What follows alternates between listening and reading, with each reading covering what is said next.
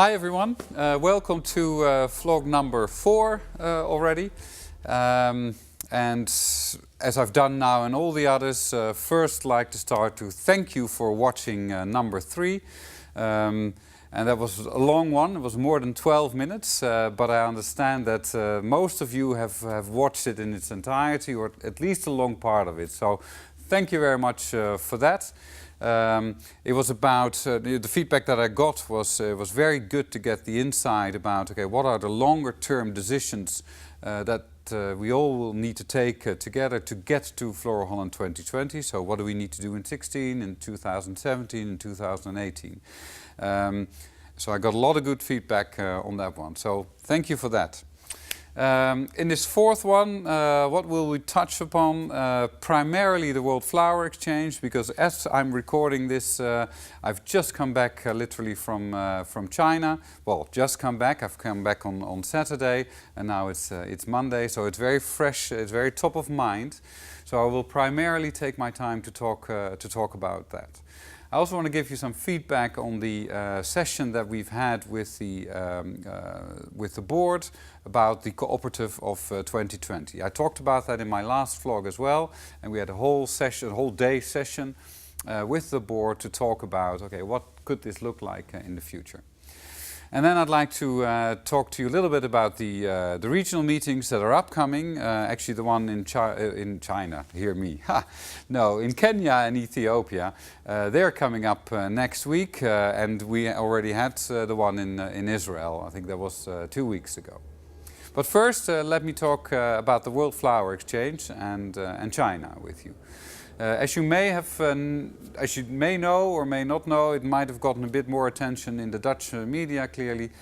There was a trade mission last week to China, where our king and the queen went to China with a whole trade delegation of Dutch companies, 250 in total, to promote Holland in China.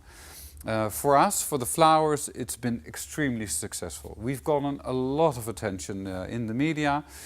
We then also brought a lot of your beautiful flowers to the trade meeting. So it's been really, really good for us. And when I say good for us, I actually mean you, because I think that we have identified tons of opportunities for the growers and the customers of FloraHolland to make a lot of business there. Chinese consumers are ready to receive Dutch horticulture, or at least associated with FloraHolland. I'm absolutely convinced of that. It is so that the Chinese consumer wants to have direct contact with the producers generally, and they want to do that through e-commerce and with having a good cool chain logistics built in. But there are tons of opportunities. Actually, it was Jack Ma who said in a session that we had on Friday in Alibaba, he says, okay, and this is going to be surprising to some of you, is that the Dutch have a reputation of being very romantic, and that's with the Chinese, that is. And they say, and it's because of all the flowers. I thought it was an interesting observation, but that's why Jack Ma from Alibaba says, I want to have Dutch flowers on my Alibaba website. And let's see if we can make that happen for him or for any other e-commerce platform that is out there. So I'm convinced that there is a lot of business out there for us. I'm extremely enthusiastic about Guido de Wit and his team from the World Flower Exchange who are arranging this all and the opportunities they are creating. Next steps for us are to find out, okay, how are we going to take all of you, and that's the growers and our customers, how are we going to take you to China? Because clearly this is not something that FloraHolland wants to do by itself or even can do by itself. We've signed some contracts, although that's a big word, it's more memorandums of understanding, to do some trials, to just figure out, okay, how could this work? How could this process work? And with that, sort of paving the way for Dutch growers, international growers associated to FloraHolland and their customers to pave the way to go into China. It's a market ready to take. So I'm very excited about that. And as I said, convinced that what we're doing is absolutely right there for horticulture. So that's one. The other thing, as I said, we had a conference with the board, and it was sort of 2 weeks before we went to China. And it was to talk about the cooperative of the future. And actually, I mentioned that in my last vlog as well. You know, now we work together under a certain set of rules. We have our institutions, we have our relationships with our customers, etc. But is that going to be the right setup for the future? Actually, we don't know. You know, so how do growers in the future, how do they want to do business? How do they want to connect with each other? How do they want to connect with their customers? What do they expect of FloraHolland?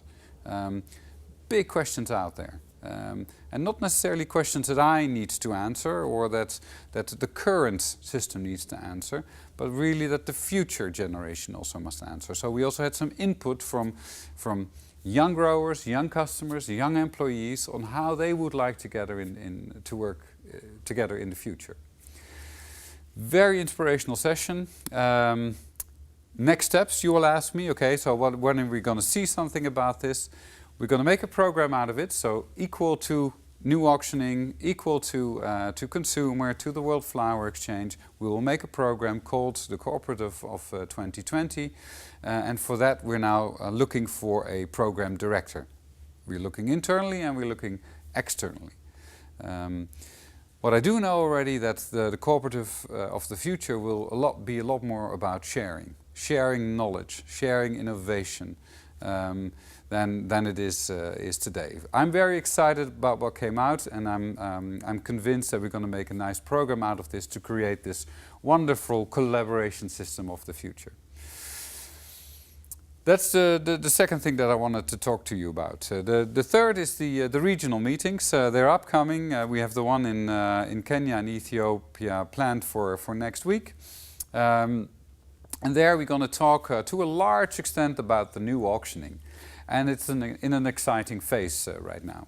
Ronald Teerts and his team, they've been working extremely hard over the summer to come with hypothesis or where they want to go. They have some scenarios that they wish to discuss with you and to see what are the pluses and the minuses of those scenarios.